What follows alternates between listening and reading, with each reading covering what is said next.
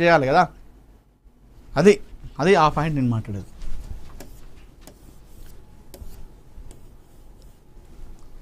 ఆదిలాబాద్ సిసిఐని వెంటనే తెరిపించాలి.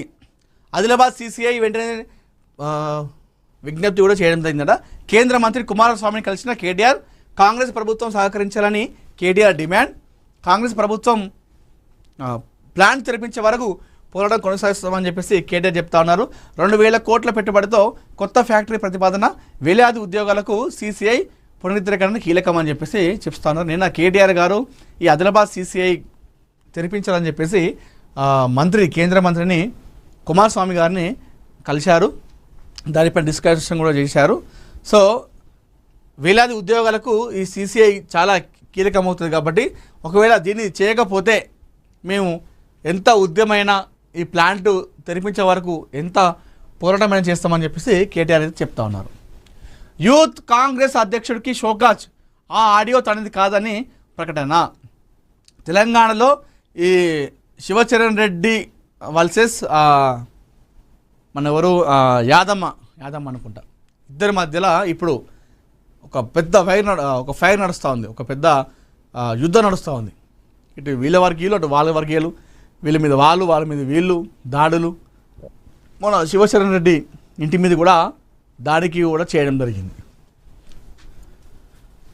శివచరణ్ రెడ్డికి Indian youth Congress జాతీయ కమిటీ షాక్ ఇచ్చింది. పార్టీ క్రమశిక్షణను ఉల్లంఘించేలా వ్యవహరించారని అన్న ఆరోపణలపై ఐవైసీ జాతీయ అధ్యక్షుడు ఉదయ్ భాను చిప్ ఆయనకు షోకాజ్ నోటీసులు జారీ చేశారు.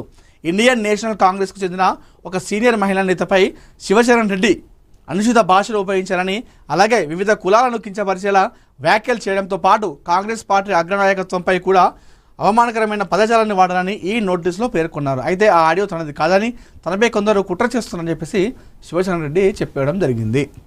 మరి దీనిపైన వాళ్ళు ఏమంటారు చూద్దాం. మణుగూరుకు ఒకేసారి 4 మంత్రులట. సీతారామ ప్రాజెక్టు పరిశీలనకు బట్టి ఉత్తమ్, పొంగులేటి, తుమ్మల. భద్రాద్రి కొత్తగూడెం జిల్లా మణుగూరులో గురువారం రాష్ట్ర మంత్రుల భారీ పర్యటన జరగనుంది. తెలంగాణ రాష్ట్ర ఉప ముఖ్యమంత్రి, ఆర్థిక ప్రణాళిక, ఇంధన శాఖ మంత్రి బట్టి విక్రమార్కతో పాటు రాష్ట్ర మంత్రులు పొంగులేటి శ్రీనివాసరెడ్డి, తుమ్మల నాగేశ్వరరావు, ఉత్తమ్ కుమార్ రెడ్డిలు ఒకేసారి మణుగూరుకి రానున్నారు. ఒకే రోజు 4 కీలక మంత్రులు పర్యటించడం ప్రాధాన్యత సంతరించుకుంది. ఈ పర్యటనను భారీ ఎత్తున విజయవంతం చేయాలని పినబాక ఎమ్మెల్యే పాయం వెంకటేశ్వర్లు పార్టీ శ్రేణులకు, ప్రజలకు పిలుపునిచ్చారు.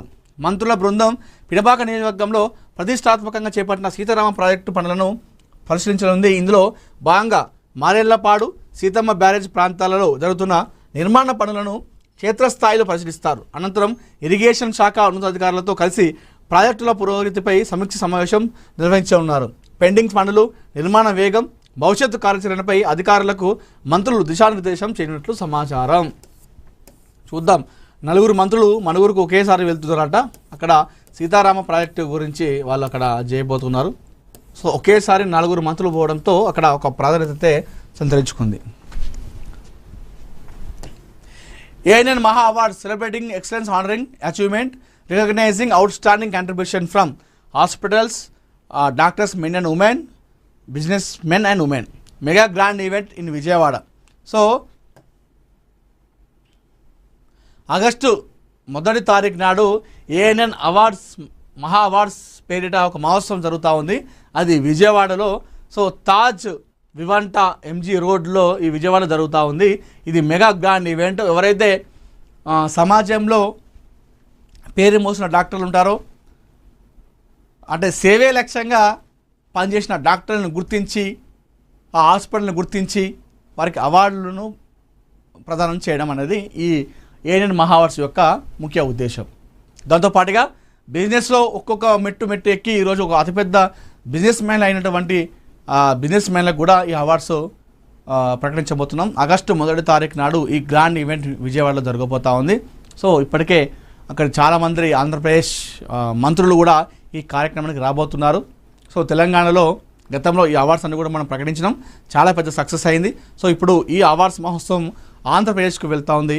అక్కడ ఆగస్టు 1వ తారీఖు నాడు ఈ గ్రాండ్ ఈవెంట్ అయితే జరగబోతూ ఉంది.